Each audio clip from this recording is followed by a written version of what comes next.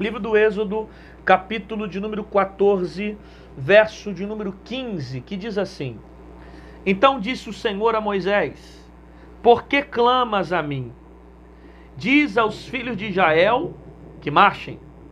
E tu levanta a tua vara e estende a tua mão sobre o mar e fende-o para que os filhos de Israel passem pelo meio do mar. E eis que endurecerei o coração dos egípcios, para que entre neles atrás deles, e eu serei glorificado em Faraó, e todo o seu exército, os seus carros e nos seus cavaleiros. E os egípcios saberão que eu sou o Senhor, quando for glorificado em Faraó, e nos seus carros e nos seus cavaleiros. E o anjo de Deus que ia diante do exército de Israel se retirou de trás deles, também como coluna de nuvem, se retirou de diante deles e se pôs atrás deles. E ia entre o campo dos egípcios e o campo de Israel, e a nuvem era escuridade, para esses esclarecia a noite, de maneira que em toda a noite não chegou um ao outro. Então Moisés estendeu sua mão sobre o mar, e o Senhor fez retirar o mar por um forte vento oriental, e toda aquela noite, e o mar tornou-se em seco, e as águas foram partidas, e os filhos de Israel entraram pelo meio do mar em seco, e as águas lhe foram como um muro à sua direita e outra à sua esquerda. E os egípcios seguiram e entraram atrás dele todos os cavalos de Faraó e os seus carros e os seus cavaleiros até ao meio do mar. Bom, nós estamos aqui diante de um texto que vai mostrar para nós o grande livramento que Deus vai conceder ao povo de Israel. Você sabe que Israel vai ficar cativo entre 430 anos na mão de Faraó. E Deus agora levanta um libertador por nome de Moisés, e através dele Deus vai libertar Israel dessa escravidão que durou por volta de 430 anos.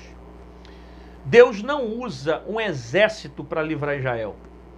Deus não levanta aqui, pelo menos nesse texto, uma nação para atacar os egípcios e trazer o povo de Israel do cativeiro. O próprio Deus vai mover a natureza, vai usar pragas contra o Egito, para que Faraó viesse libertar a nação de Israel. Quando Deus quer fazer, meu amigo, não há quem possa impedir o seu poder. Deus não precisa levantar um exército para manifestar sua vontade. Deus não precisa levantar um grande grupo para atacar uma nação inteira para mostrar que Ele é poderoso. Quando Ele tem que fazer, Ele usa a natureza, Ele usa caminhos, Ele cria caminhos no deserto para que o propósito dEle se estabeleça sobre a sua vontade. Por isso não temas diante das dificuldades que você está vivendo. Porque se Deus quiser fazer, se Deus quiser manifestar, Ele não precisa de um exército. Ele usa coisas pequenas.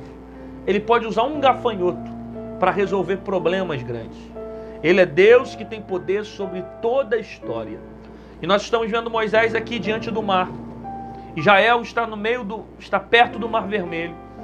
E de frente dessa situação, eles não sabem mais o que fazer. E agora Moisés vai pedir um direcionamento a Deus. Olha o que Deus responde a Moisés. Então disse o Senhor a Moisés: Por que clamas a mim? Diga ao povo de Israel que marche. É interessante a maneira como Deus vai falar com Moisés. Moisés vai orar e Deus fala: Por que clamas a mim? Diga ao povo de Israel que marche. Parece que Deus está falando nessa tonalidade com Moisés. Moisés está clamando por quê? Não é momento de orar não. Não é momento de clamar não. Não parece que é esse o sentido que o texto dá? Parece que Deus está dizendo: Moisés, não é momento de clamor, é momento de marchar. Então precisa entender isso aqui. Porque tem momentos que é momento para orar. Tem momentos que é momento para clamar. Tem momentos que nós devemos clamar ao Senhor. Mas tem outros momentos que nós precisamos agir. Existem momentos que não é para orar, existem momentos que é para marchar. Certamente Moisés já tinha falado com Deus, Deus já tinha dado uma direção para ele. Porque a maneira como Deus fala é: Moisés, por que você está clamando a mim? Diga ao povo de Israel que marche. É como se Deus estivesse dizendo: eu já te mostrei o que tem que fazer, eu já te dei a ordem, eu já te dei a direção. Você está clamando por quê? Já sabe o que tem que fazer. Então marcha. Você já saiu com o povo com uma direção, até porque Deus falava com Moisés antes, se revelava a Moisés no meio da montanha, no meio dos montes, no meio da sarça. Deus falava de várias formas e Moisés saía com a estratégia de Deus para saber o que fazer. Por que clamas a mim? Digo o povo de Israel que marche. Às vezes nós estamos confundindo algumas coisas. Nós estamos orando no momento que é para marchar. Eu não estou dizendo para você que você não tem que orar. Eu não estou dizendo para você que você não tem que clamar. Longe de mim, oração é importante. Eu estou dizendo que existem momentos que você precisa agir. Existem momentos que você precisa decidir tomar uma atitude. Nem sempre é momento de você ficar só na oração. Tem momentos que você tem que orar e tem que agir. Tem que tomar atitude. É o que Deus disse a Moisés. Está clamando por quê? Está orando por quê? Imagina Deus dizendo isso para Moisés. Você está clamando por quê, Moisés? Não é momento de clamor, é momento de marchar. Marcha, Moisés. Os egípcios estão vindo. E estão vindo para matar. Então marcha. A questão é, como é que Moisés vai marchar se na frente o mar está fechado? Perceba o que Deus está querendo falar com Moisés. Moisés está clamando para Deus abrir o mar. Moisés está clamando para que Deus abra o mar e Israel continue caminhando para chegar do outro lado. Só que Deus está ensinando outra coisa para Moisés. Deus está ensinando para Moisés o seguinte: Moisés, é muito fácil você clamar, o mar se abrir e o povo marchar. Eu quero te ensinar primeiro a você marchar para depois o mar se abrir. Porque tem pessoas que são como Moisés nessa situação. Só marcham depois que o mar se abre. Aí Deus se manifesta dizendo: marcha primeiro que vai abrir depois. Toma atitude primeiro que as coisas vão fluir depois. Caminha primeiro que no meio do processo o milagre vai acontecer. É muito fácil você marchar quando o mar está aberto, meu irmão. É muito fácil você crer quando as coisas estão fluindo ao teu respeito. Difícil é você marchar antes do mar se abrir. O que Deus está querendo fazer com Moisés é intensificar sua fé. É fazer o povo estimular sua fé, principalmente Moisés. Usa a tua fé, Moisés. Marcha. Senhor, mas o mar está fechado. Deus não está perguntando se o mar está fechado. Deus não está perguntando se tem soldado atrás. Deus está mandando Moisés marchar. Diga ao povo de Israel que marche. Por quê? Porque mediante a sua atitude de fé, as portas vão se abrir.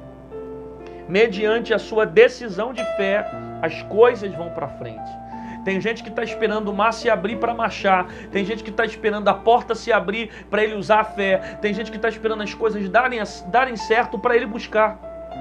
Para ele começar a tomar a decisão correta. Quando na verdade Deus está dizendo: toma atitude, age agora. Você já está debaixo da direção. Usa a tua fé que o mar vai se abrir. Que o milagre vai acontecer. Deus disse isso para Moisés: diga ao povo de Israel que marcha. E tu levanta a tua vara e estende a tua mão sobre o mar. Olha o que interessante isso. Deus está dizendo: pega a vara, coloca no mar. Se você pensar num raciocínio lógico, essa palavra não vai ter muito sentido para você. Por quê? Porque Deus está mandando ele pegar um pedaço de madeira e jogar nas águas. Madeira tem poder de abrir mar no meio? Claro que não. Só que o que Deus está falando ali é algo espiritual para Moisés.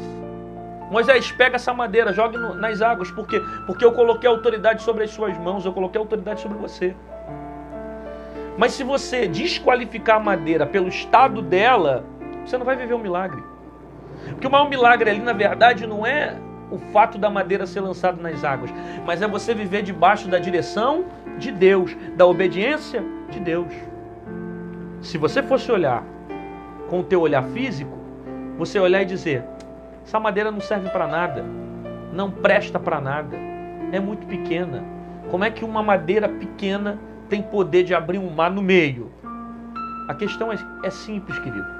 A questão é que muitas das vezes nós menosprezamos as coisas pequenas. Ela pode ser pequena e vai continuar sendo pequena se estiver na mão do homem.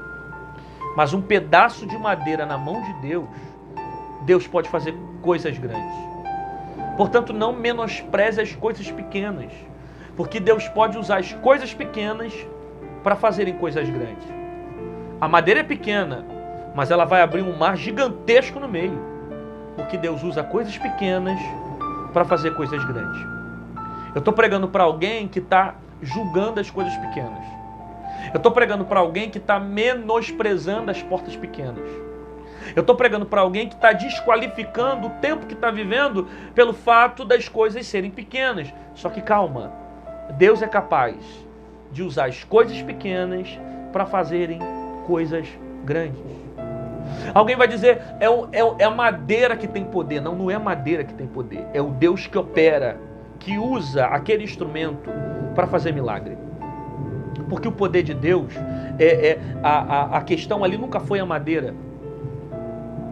O que abriu o mar não foi a madeira. O que derrubou Golias não foi a pedra. O que venceu os filisteus não foi simplesmente Sansão na sua força. Sempre foi Deus que esteve no controle da história, repreendendo as ações do inimigo. Então creia nessa palavra. Confie nessa palavra. Que não é a madeira que vai abrir o mar. É o Deus que pode usar a madeira. Não é simplesmente o objeto que vai fazer o milagre. É o Deus que pode se manifestar usando objetos. Então aprenda a confiar que Deus pode usar coisas pequenas para fazer coisas absurdamente grandes. Talvez você está desprezando essa porta porque ela é pequena. Talvez você está desprezando essa oportunidade porque ela é pequena. Talvez você está julgando alguma coisa pela aparência. E está dizendo, isso não pode resolver o meu problema. É verdade, não pode resolver. Mas o Deus de coisas grandes pode resolver o teu problema e fazer infinitamente mais.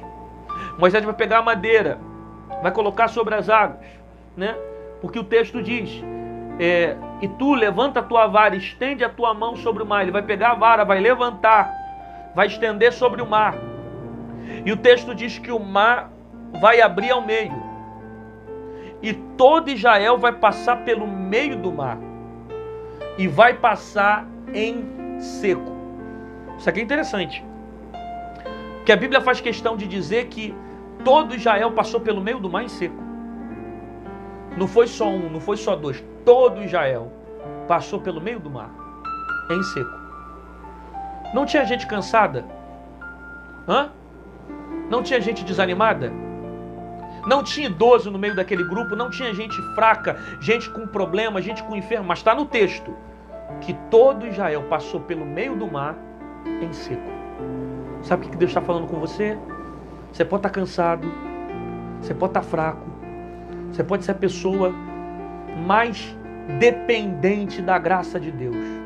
Mas esse mar só vai fechar depois que você e a tua família chegar do outro lado. Você pode estar cansado, você pode estar fraco, mas a mão de Deus vai te dar força para você chegar do outro lado. Você não vai morrer no meio do mar. E você não vai morrer do ataque dos egípcios. Porque tem alguém que está ouvindo essa palavra e está desesperada porque está recebendo ataque dos egípcios. Alguém que está me ouvindo agora e sofreu uma afronta, uma humilhação esses dias. E são palavras que vieram para tentar atacar teu coração, para tentar tirar você da direção de Deus. Palavras que vieram para te desestabilizar. Ataques que vieram para tirar a tua esperança. E Deus está dizendo, calma. Esses ataques não vão matar você. Esses ataques dos egípcios não vão te parar. Você vai chegar do outro lado.